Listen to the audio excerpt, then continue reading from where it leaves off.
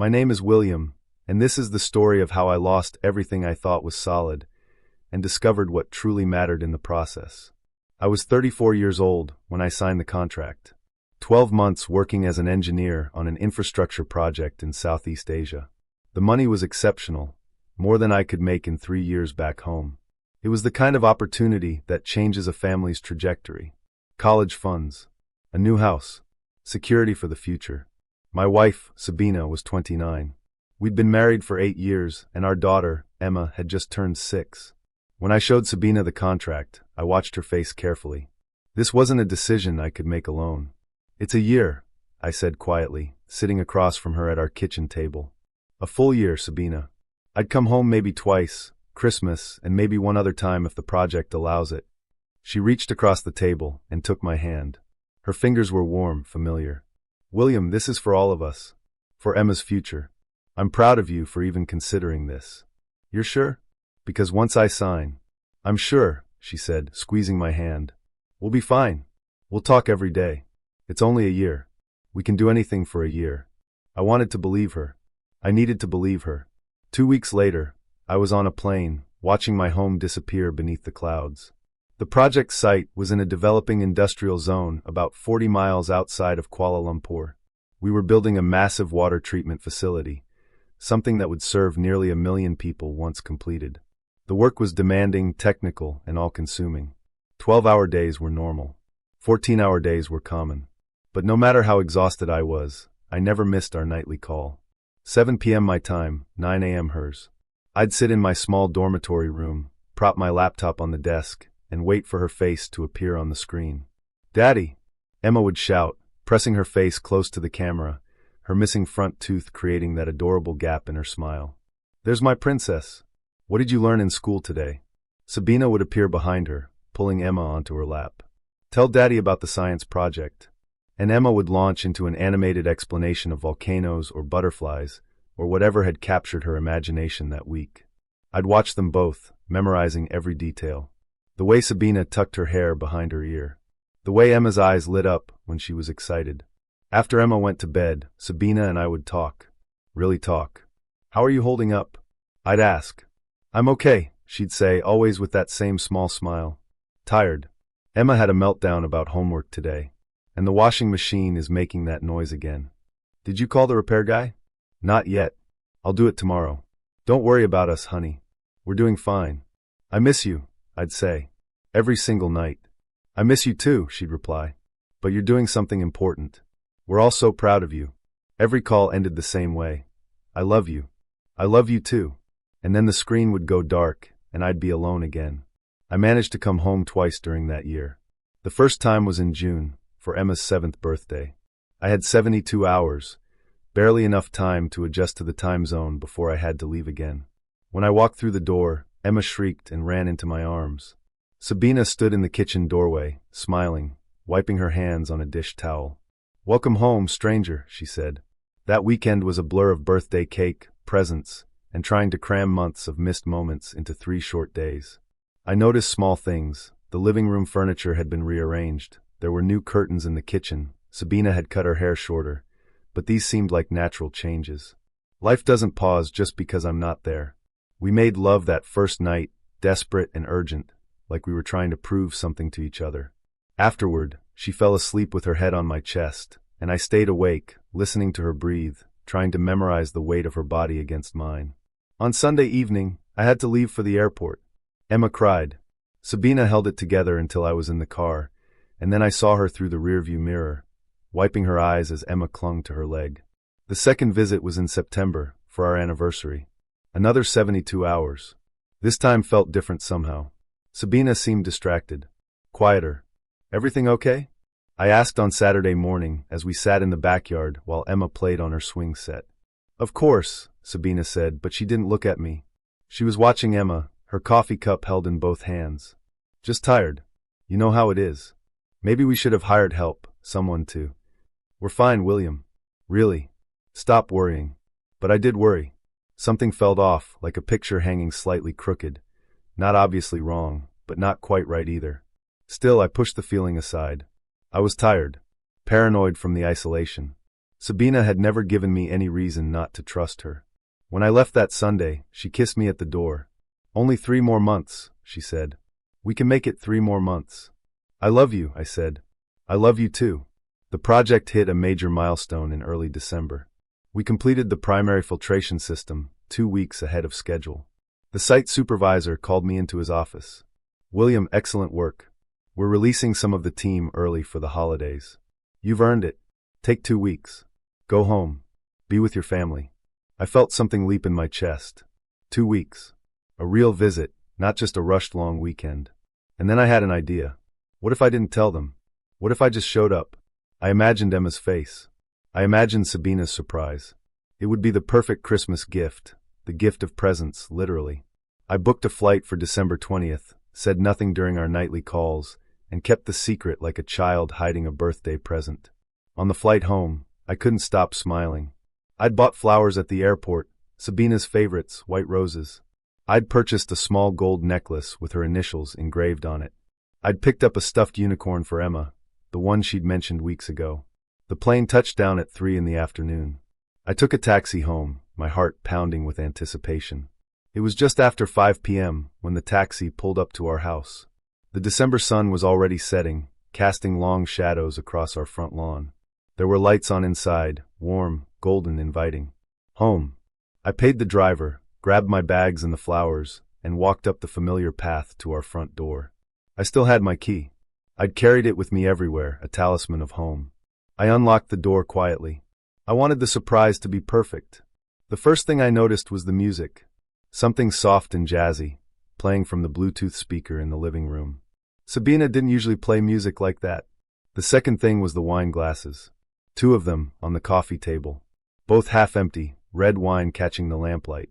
The third thing was the men's jacket draped over the back of the couch. Black leather. Not mine. My hands went numb. The flowers slipped from my grip, hitting the floor with a soft rustle. I heard laughter from upstairs. Sabina's laugh, but lighter, more carefree than I'd heard in months. And a man's voice. Deep. Unfamiliar.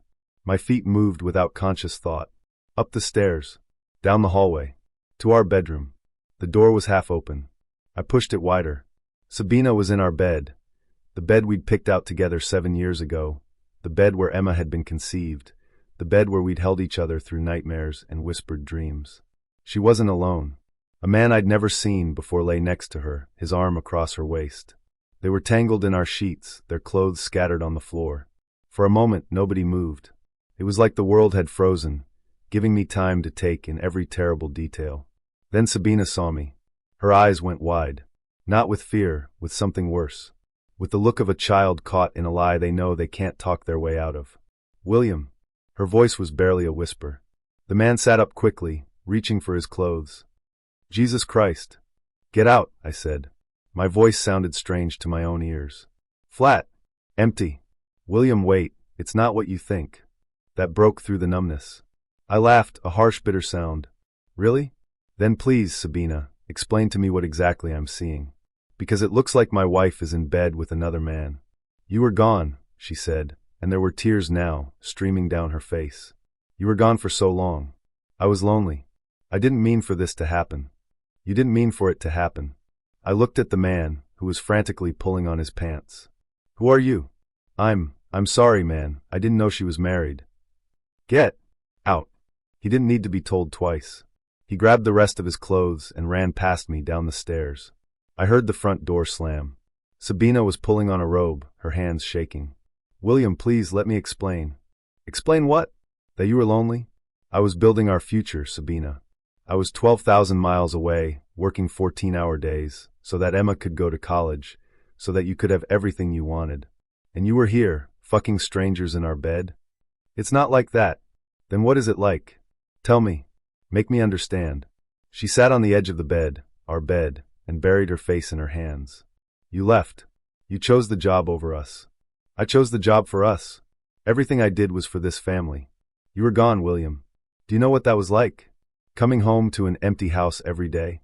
Putting Emma to bed alone every night? I needed you and you weren't here. So you found someone else. I didn't plan this. He was just there. He was kind. He listened. One thing led to another. One thing led to another? I could feel something breaking inside me, something fundamental. How long? What? How long has this been going on? She didn't answer. How long, Sabina? 3 months, she whispered. 3 months. Since my September visit. Since our anniversary. Did you sleep with me knowing you were sleeping with him? Her silence was answer enough. I walked to the closet and pulled out my suitcase, the one I'd just brought home, still mostly packed. What are you doing? Sabina asked. I'm leaving. I'm going to a hotel. Tomorrow I'm calling a lawyer. William, don't do this. We can work through this. We can go to counseling. You destroyed us, Sabina. You destroyed everything we built. There's nothing left to work through. What about Emma? I stopped at the door and turned back to her. Emma is exactly why I can't stay. She deserves better than this.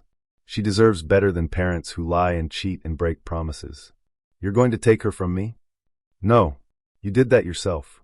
I walked out of that room, down the stairs, past the flowers I'd dropped. They were crushed now, petals scattered across the hardwood floor like broken promises. I spent that night in a hotel room, staring at the ceiling, too numb to sleep. At 7 a.m., I called the best divorce attorney in town.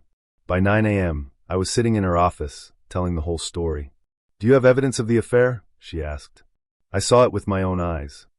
We'll need more than that. Phone records, messages, photographs if possible. I remembered something. She has a laptop. Our messages are synced to it. If there's evidence, it'll be there. The attorney nodded. We'll subpoena it. Given the circumstances, the infidelity, your stable income, the fact that you've been the primary breadwinner, we have a very strong case for the divorce settlement and custody. Custody. The word hit me like a physical blow. Emma, my little girl. I want full custody, I said. Or at least primary. She can have visitation, but Emma needs stability. We'll fight for that. The legal process was brutal. Sabina tried to argue that my absence had driven her to the affair, that I had abandoned the family emotionally. But the evidence didn't support her narrative. The phone records showed someone named Derek, calls and texts going back 4 months, not 3. She'd lied even about that. There were messages, hundreds of them. Some were innocent, talking about work, about movies. But others were explicit, detailed, planning meetings while I was calling to say goodnight to my daughter. The necklace I'd bought her sat in my hotel room drawer, still in its box. The divorce took 4 months to finalize. The court ruled in my favor. I kept the house. I'd paid for it, after all. I got primary custody of Emma, with Sabina receiving weekend visitation. Sabina had to move in with her sister. She'd quit her part-time job 2 years earlier, at my encouragement, to focus on Emma. Now she had to find full-time work. She had to rebuild from nothing. I should have felt vindicated. But mostly I just felt empty. Emma took it harder than anyone. Why doesn't Mommy live with us anymore? She asked one night as I tucked her into bed. How do you explain adult betrayal to a 7-year-old? How do you tell your daughter that sometimes people break the promises they make?